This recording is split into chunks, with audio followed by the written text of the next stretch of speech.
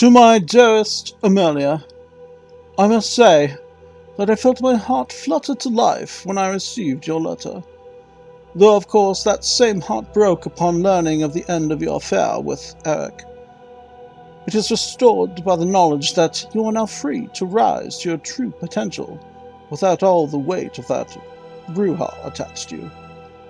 I am sure that news of your availability will spread through the courts of Europe like wildfire, and suitors will be lined out the doors of whatever Elysium you may visit.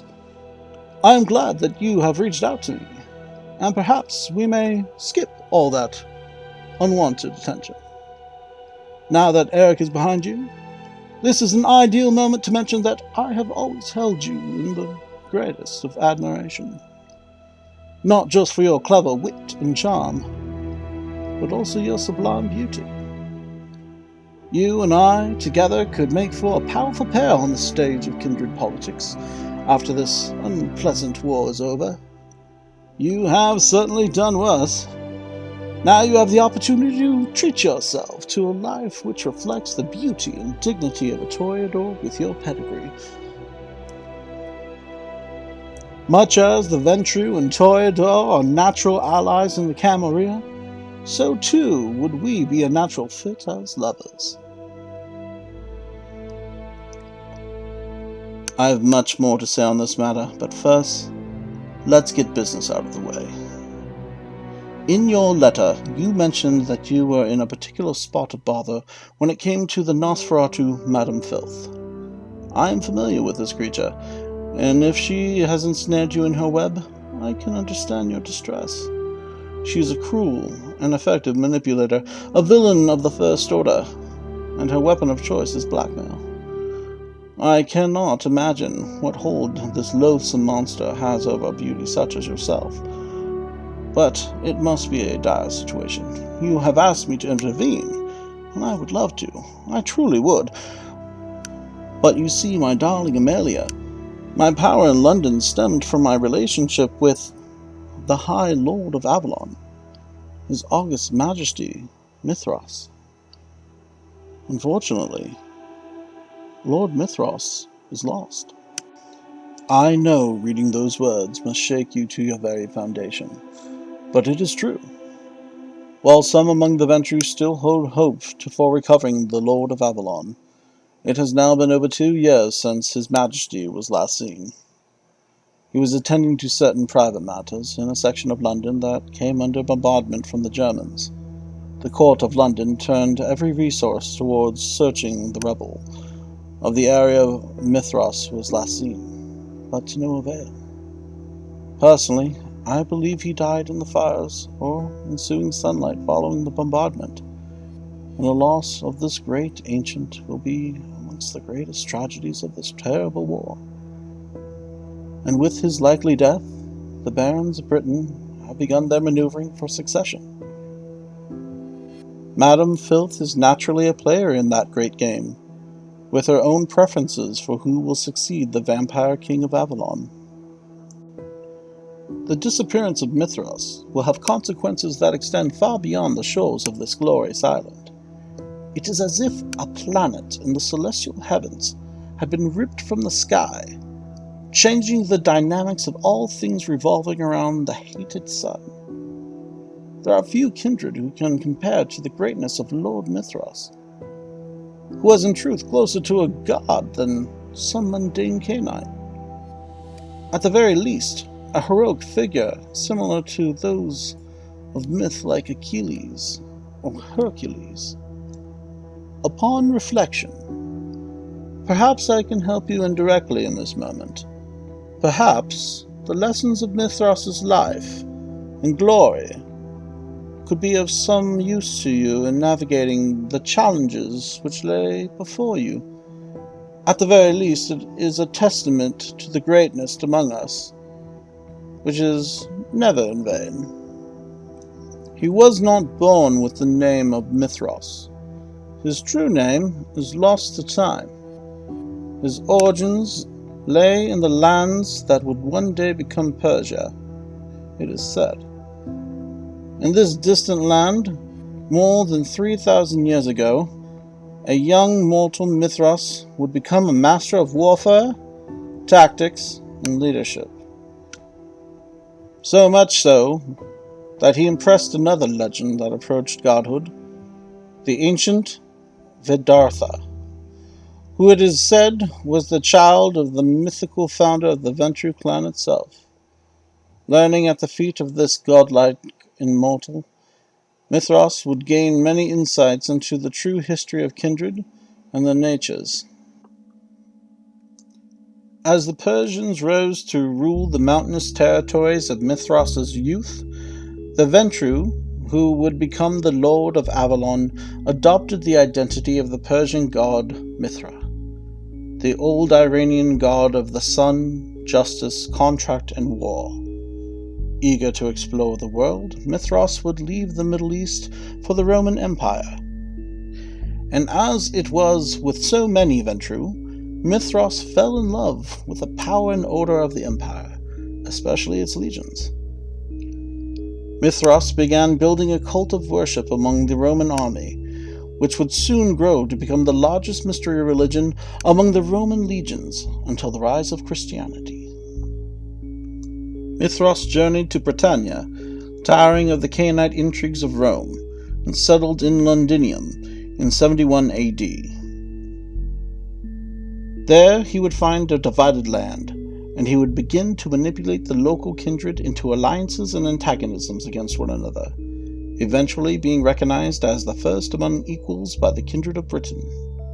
He built a powerful center for knowledge and Nordist scholarship in Londinium, and its reputation is such that it is said that no less than the antediluvian of the Banu Hakim walked its halls in search of answers. But even Mithras struggled against the tides of history. When Rome retreated from Britain, the land once again fell into civil war. While the Ventrue would emerge from the civil conflict victorious, he would eventually succumb to torpor from the wounds he suffered at its end. He would awake again centuries later, discovering a very different land. After the fall of Rome, Canaanite society in Europe had entered what would be known as the Long Night, a period of chaos and turmoil, where powerful elders established their own empires in the shadows of the Khan's Dark Ages. Christianity had become ascendant, and Mithras learned that his own cult had become a shadow of its former self. The land of Britain was now ruled by a triumvirate of elders over a collection of kindred barons from across the British Isles. Despite the best efforts of his descendants, his own power and authority had nearly vanished. Rather than turn to despair, Mithras set to work, manipulating and destroying his political opponents through similar subterfuge he had used to conquer the Canaanites that had ruled the native tribes of Britain when he had first arrived. In the end, the kindred barons of Britain would recognize Mithras as their monarch, and he would sit as the High Lord of the court of Avalon, creating one of the most powerful Canaanite feudal domains during the Long Night, rivaling even Michael's empire in Constantinople. It is hard to understand the importance of Constantinople and how it served as a successor domain for the kindred after the fall of Rome. When it fell, sacked through the treachery of the Fourth Crusade, the shockwaves of its collapse would be felt across Europe. The Canaanites of Europe were not immune, and this time, which followed the fall of the Great Constantinople, would be known as the War of the Princes. During this period, domains would war against each other for herds, territory, and wealth. Mithras would face several challenges, the first of which was a Toreador rebellion in the Fief of Anjou, a distant domain in France controlled at the time by the court of Avalon.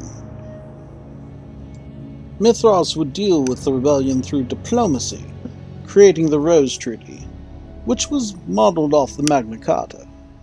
The Rose Treaty limited Mithras's right to lead any form of an army beyond his personal bodyguards.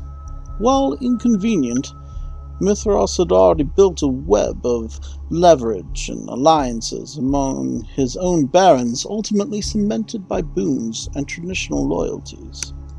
Mithras would find himself facing stranger enemies than the kindred during this time. An ancient being known as Horus, believed by some to be a mummified remnant of a god, rose from the darkness to destroy the kindred of Britain from some deep-seated hatred of Canaanites. The Ventrue monarch would defeat this strange being, but was weakened in doing so. He decided it was time to restore himself by returning to exploration, leaving the court of Avalon to be managed by his Cappadocian seneschal and representatives of the barons, serving as an early form of a primogen. When he returned to London in 1348, he found his domain and herds of kine ravaged by the Black Death, one of the worst plagues in human history.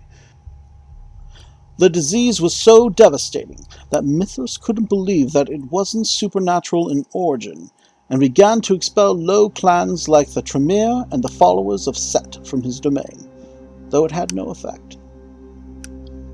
Mithras would again be presented with the changing face of kindred politics, with the rise of the Anarch Revolt.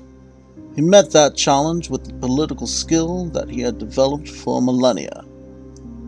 In the wake of that revolt, the many elders of Europe came together to form the early Camarilla, and naturally reached out to the last great feudal domain of Avalon to join. Mithras declined, saying that he would never scurry in the shadows. Though he refused to join the Camarilla, Britain was organized in a similar way, with its blood laws largely reflecting the traditions of the sect. Following a conference with the Toreador, Mithras would make the blood laws of the court of Avalon even more akin to the 6 traditions of the Ivory Tower. His refusal to join the sect, however, created a perception of independence that made it possible for him to offer Britain as a neutral ground for the Anarchs, Camarilla, and Banu Hakim to negotiate a peace at the Convention of Thorns in England. One might say that in that moment, Mithras achieved the height of his legacy as a statesman among the Canaanites, for he had ended one of the greatest conflicts kindred had ever faced since the legendary stories of Nod. While Mithras did not join the Camarilla, he more or less cooperated with it. Britain became something of an echo of the Ivory Tower, working with the Justicars and Archons as well as mirroring its institutions. For example, the territories of a prince would be known as a fief instead of a domain. Some called themselves barons instead of princes. In some ways, they grew intertwined, but there was always an awareness that ultimate authority in Britain remained in the court of Avalon, before the throne of High Lord Mithras. Mithras would narrowly escape final death in 1666, with the Great Fire of London. He would learn of supernatural involvement in this disaster, the Sabbat, Giovanni, and followers of Set, chasing a mysterious artifact known as the Sargon Fragment. He took a much more direct role in the administration of the baronies of Avalon at that point, again expelling Setites from the domain, though this time under the direct threat of final death. He secured the Treaty of Durham, which sealed the Ventrue as holding supremacy over Great Britain and ending the continuous struggles with the Toreador of France. He declared the royal family of Britain his personal domain, barring any other kindred from interfering with them. Though he had purged the followers of Set from Britain twice, one of the clan eventually exacted some measure of revenge. In the late 19th century, the dangerous renegade Tzimisce, a master of impersonation and deceit, posed as the keeper of Elysium, and somehow managed to make the ancient Mithras fall in love with her, and while in her thrall, she worked to break his mind. The Canaanite monarch of the baronies of Avalon found himself in an insane asylum for a short period of time. By the time he came to himself, the Setite renegade was gone. Mithras yet again declared a purge on the followers of Set from London. They have already begun returning since his disappearance.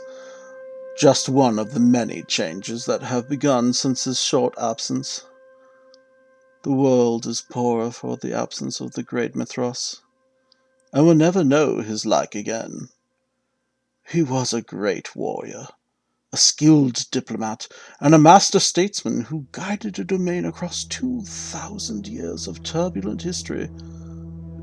He was like the pyramids, or the Great Wall of the Chinese, a seemingly eternal symbol of greatness that just vanished. And we are the poorer for it. While this testament to the glory of Mithras might prove helpful to you in your struggles, Amelia, I can imagine more help I can provide. Leave the continent. Join me in London. Kneel before me and accept me as your husband and master, and I will join you in crushing this nefarious madam filth. I will bend all my resources and allies to the task if you will belong to me. And in such belonging, we might both find a sense of peace and prosperity.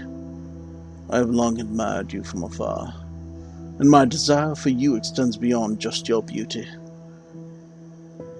You would be my most treasured possession, one which I would never allow to be defiled by the low cunning of some Nosferatu wretch.